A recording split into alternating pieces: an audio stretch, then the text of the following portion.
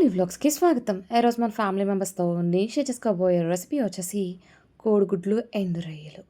చాలా టేస్టీగా, కమ్మగా ఉంటుంది. నాన్ వెజ్ ప్రియులకి భలే రుచిగా ఉంటుంది. ఇంకా ప్రాసెస్‌లోకి వెళ్ళిపోదాం మరి.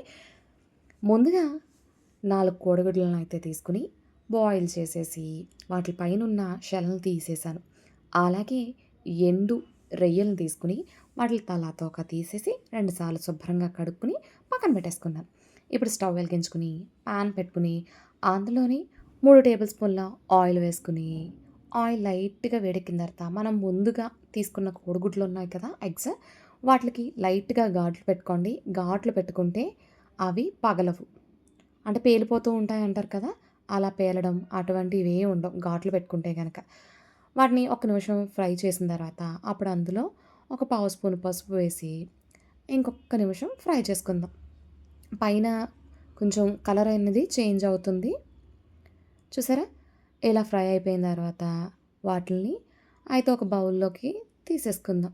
మీలో ఎవరైనా కొత్తగా వ్యూ చూస్తుంటే లైక్ చేయండి, షేర్ చేయండి, సబ్స్క్రైబ్ చేసుకోండి. పక్కనే ఉన్న బెల్ ఐకాన్ని నొక్కండి. చాలా ఈజీగా ఉంటుంది. మన హెల్త్‌కి కూడా చాలా చాలా బెనిఫిట్స్ ఉన్నాయంట. ఈ మధ్యనే మనకు తెలిసిందది. అందుకని చెప్పేసి ఈ మధ్యన రెసిపీల్లో అప్పుడప్పుడైనా యాడ్ చేస్తున్నాను. ఇప్పుడు అదే ఆయిల్‌లో ఒక కప్పు ఎండు రొయ్యలైతే తీసుకున్నాను.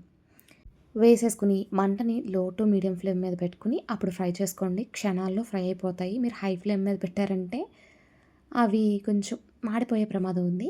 సో, ఇలా ఫ్రై అయిపోయిన తర్వాత వాటినైతే ఒక బౌల్‌లోకి ట్రాన్స్‌ఫర్ చేసేసుకుందాం. చాలా సింపుల్‌గా అయిపోతుంది. హెల్త్ బెనిఫిట్స్ కూడా చాలా చాలానే ఉన్నాయట. నాకు రీసెంట్‌గానే తెలిసింది. ఇప్పుడు అదే ఆయిల్‌లో 3 మీడియం సైజ్ ఉల్లిపాయల్ని కట్ చేసుకొని వేసుకుంటున్నాను.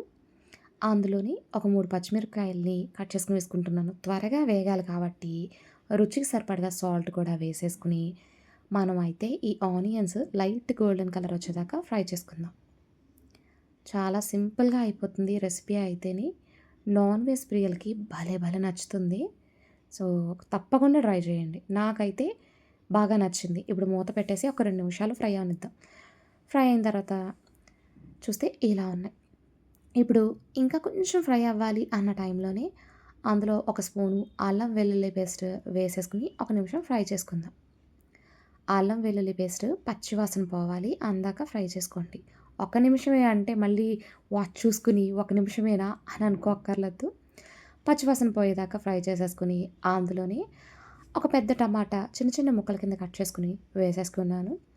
వీటన్నిటిని కూడా ఒకసారి మిక్స్ చేసేసుకుని మూత పెట్టేసి టమాటా సాఫ్ట్‌గా అయ్యేంత వరకు మాత్రం కుక్ చేసుకుందాం. టమాటా సాఫ్ట్‌గా అవ్వాలి. మూత పెట్టేసాను.